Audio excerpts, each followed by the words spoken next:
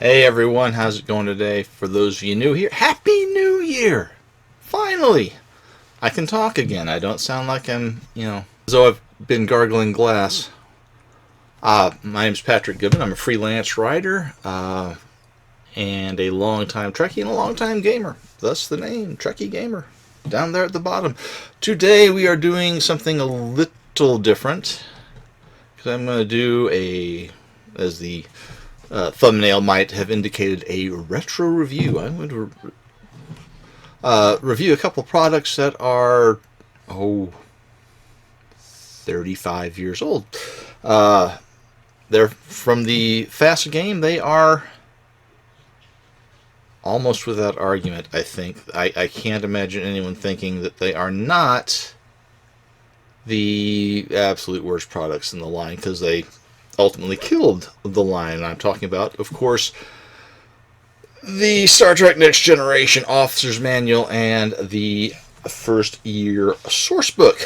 So hold on just a second. We're going to try new technology. Well, technically it's technology I've already tried, but I think I've got all the issues fixed from when I first installed all this nonsense last year, or a couple of weeks ago.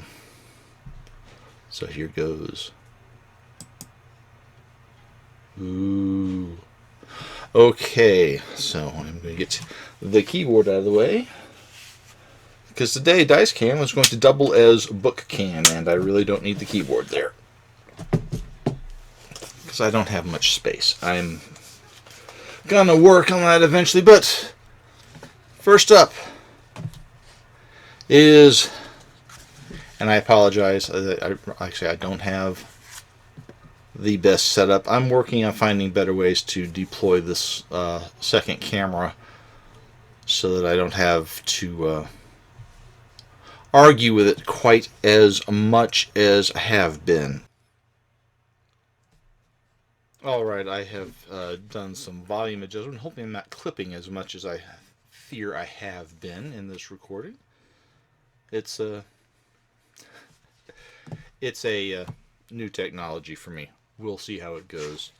But first up is the first year Sourcebook for Star Trek The Next Generation. Now this was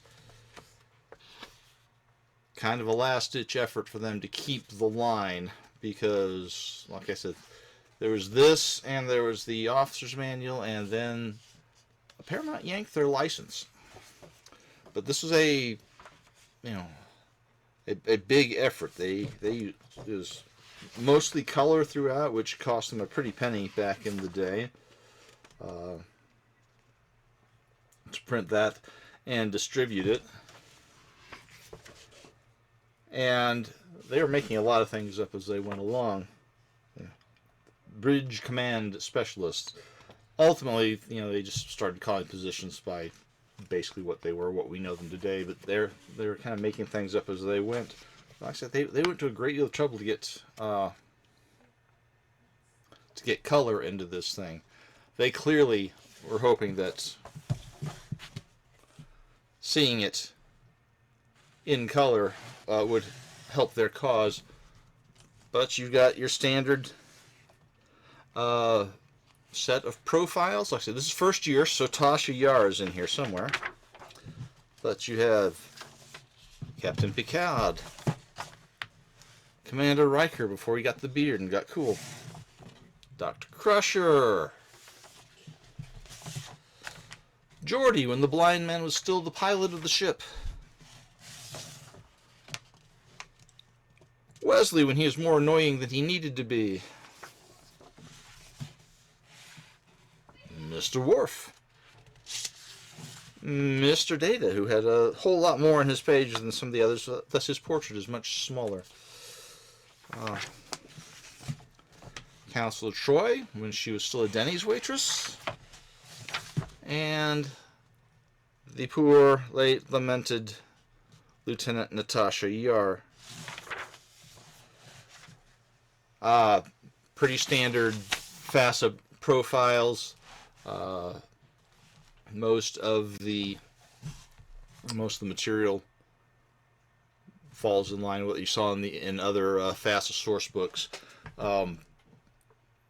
So you had, you know, pretty decent stats since they were the feature crew, but it would still be something that rolling the stats up in game would have been a little tricky. Not as bad as the original series crew, especially the movie versions of the original series crew, but still not a tremendous an easily reachable goal.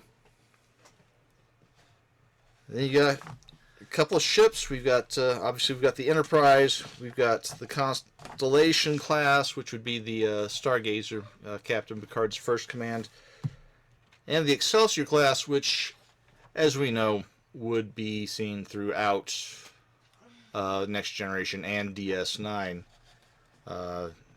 You would probably have seen it in Voyager if they were in the Alpha Quadrant.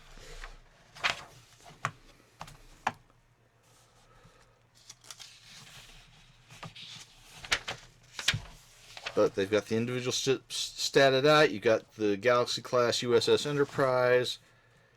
You got the Excelsior class. And you've got the Constellation class starships. We know them as Oberths. They were called just Scout class science research vessels, but they were Oberths. That's the best that could be said. They were Oberths, and they were, as such, fragile. You also had a couple of alien ships. You had the Ferengi, who were supposed to be the big bads, and the Romulans, who were really the big bads in Season 1.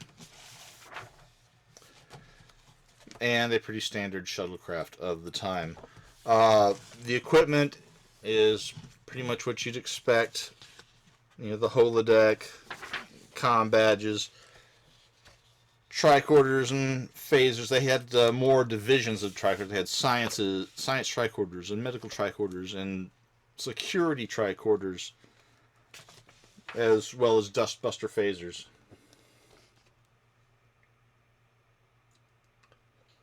And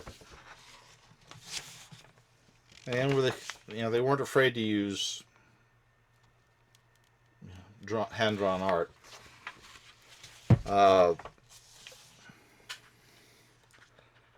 Some stats on Geordi's visor. Even the Klingon disruptor in oh god, what was the episode?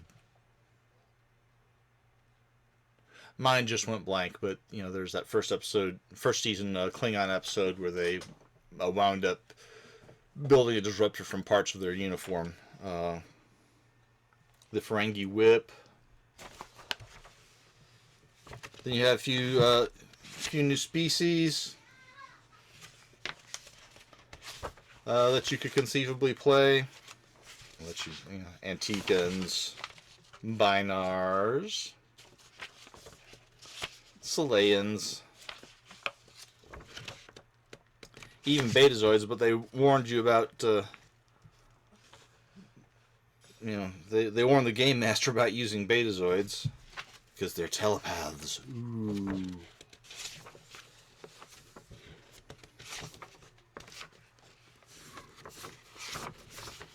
And of course, you had Klingon stats and Ferengi stats. And Romulan stats. They even had the parasitic invaders that appeared at the end of... you can't really see that.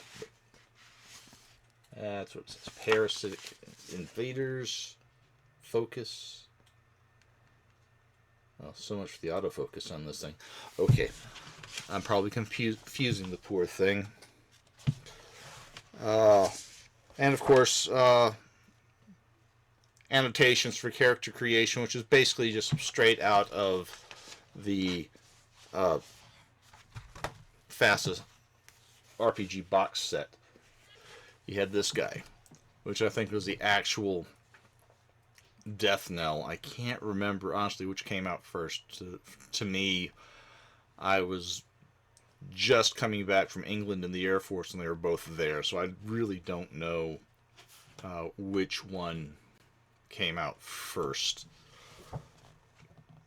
But this is much more typical FASA Sourcebook.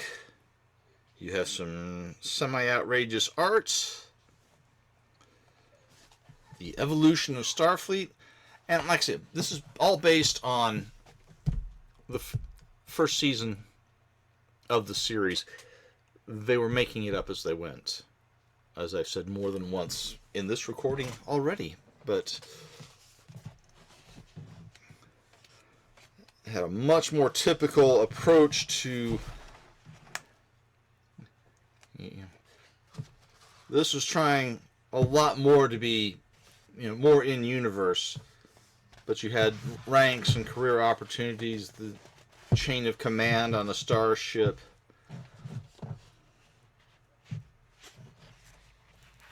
integrating new races into the game, and then several pages of a variety of uniforms, some of which you saw on screen and some of which you didn't. I don't recall ever seeing a warrant officer, but one of the things that kind of wound up killing the game was FASA had a much more martial approach to personal communicators. Then you had pages and pages of security codes and decorations, slang from the academy, some of which I don't have any idea where they came up with this. And then they went ahead and assumed that everything was transwarp, because that was the big buzzword in Star Trek 3. Transwarp. So they assumed that everything was eventually fixed. And then you started getting, transwarp battleships.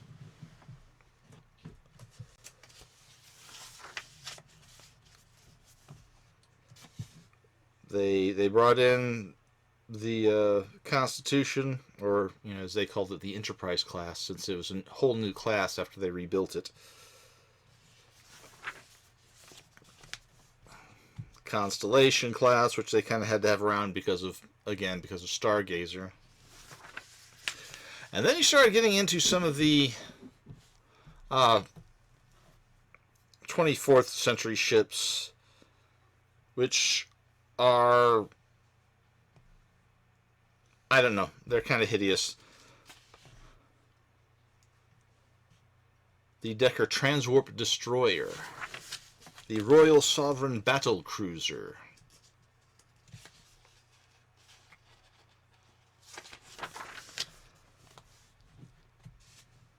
Now this is kind of interesting. I'm not sure about these super long nacelle struts here. I don't understand that, but the Mabenga rescue and hospital ship, and everybody who knows me knows I like me some hospital ships. They redesignated the Oberth the Sagan class. And of course, the Transwarp Light Cruiser, which is another one of those that you're sitting here going, what were they smoking?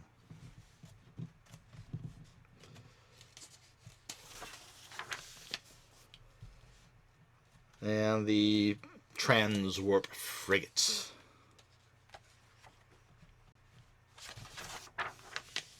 Oh, I forgot about this. The Transwarp Scout that looks... Again, it's kind of hideous, but most of a lot of FASA ship designs were.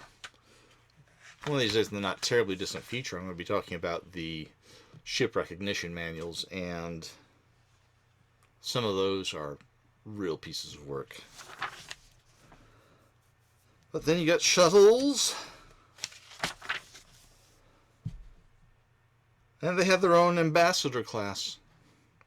Not anything like the ambassador class that became canon later on, but I mean, from the top, it's not a bad design. I'd have had the nacelles going upward instead of slung down like that, but you know, that's just me. Oops, skipped one. Oh, yeah. There's a long range warp shuttle. And then they've got a larger section on the Galaxy class itself, including things like the shipboard facilities and a lot of diagrams. Some of them more useful than others. Like, this is sort of what the conference room looks like. This is kind of the transporter and sick bay and things of that nature. You get a ton of these, which I suppose could be kind of useful for some of the things that some people do.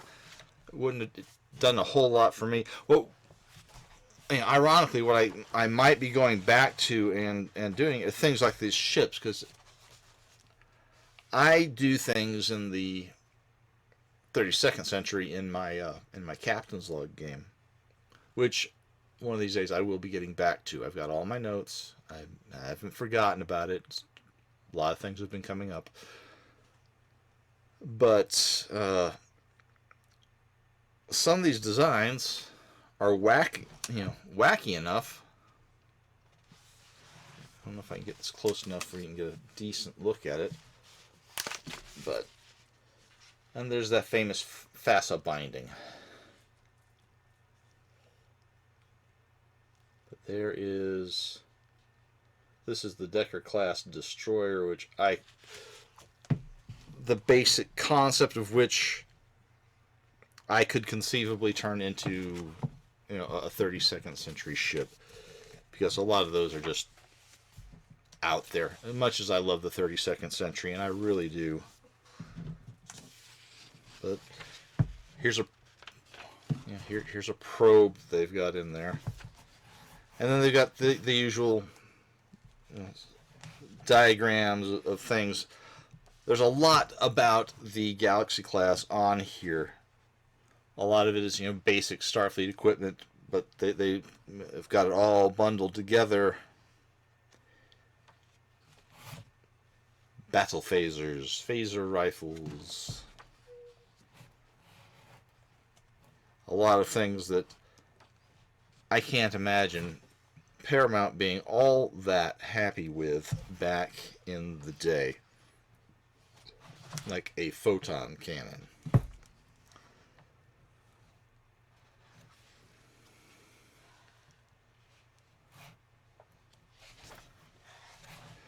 But a considerable portion of the book is dedicated to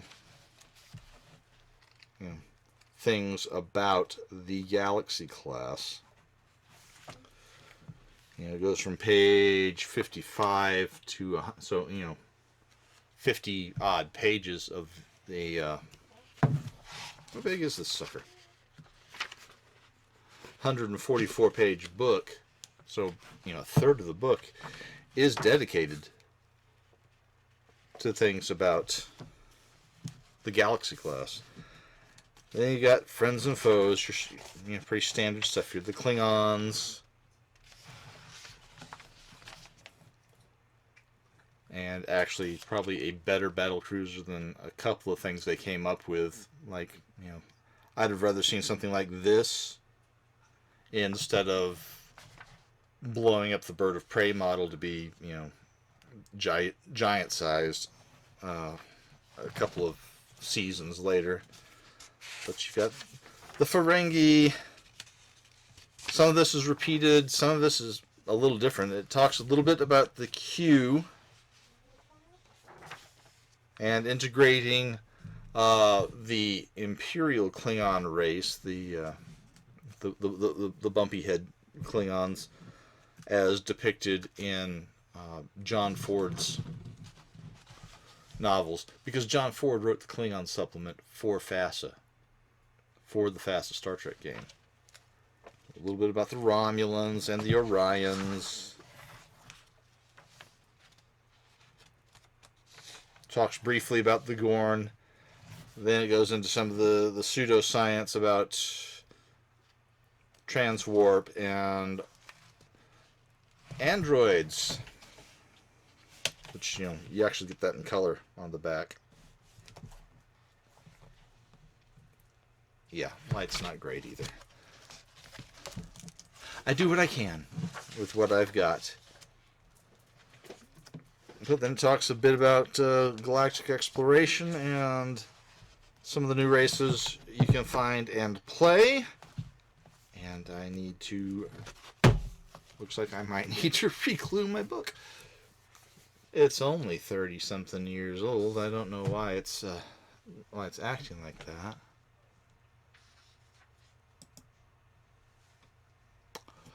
But that's the big thing. I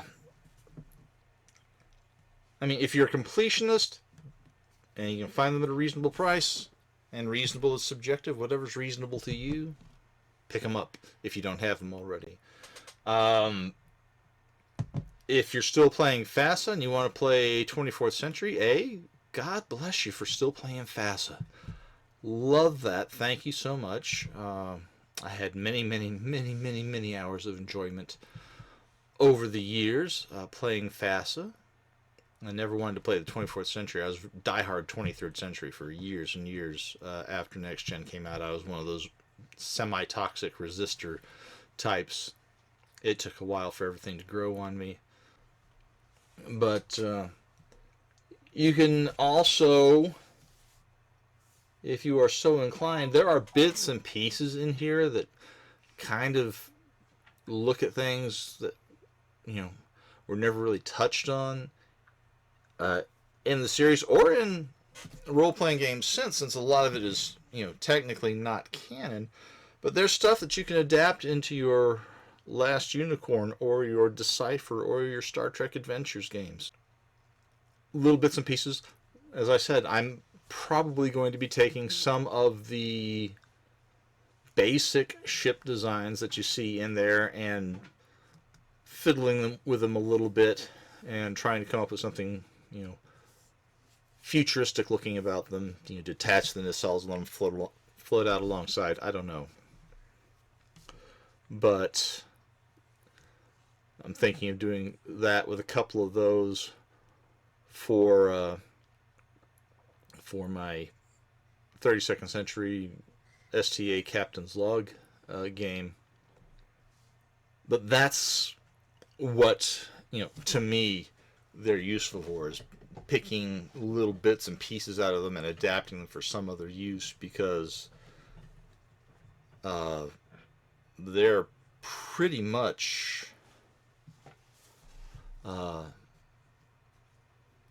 obsolete and deprecated and all those happy negative little words there, based on the canon of the show for the past 30 odd years. And like I said, they're basically the weakest links, because I think there were noises about FASA losing the Trek license even before they put out the next gen books, but the next gen books kind of sealed the deal for them, I think. After that, they were like, nope, I don't think so. Let's see, I might take a couple of those other designs and fiddle with them. I think the Mabanga medical ship could be adapted in some ways into my the Phlox class that I designed a couple of 3 videos back as a hospital ship for the late 23rd century. If you are interested in those ships more or less as written, adapted into Star Trek Adventures, it's already been done. It's on continuing mission. I will find the link and get that into the description of this video. In the meantime, guys, thanks for being so patient with me. Thank you for showing up. Live long and prosper. If you enjoyed the video, hit like, hit that subscribe button if you are so inclined, and have a great 2024. I'll catch you on the next one. Bye-bye.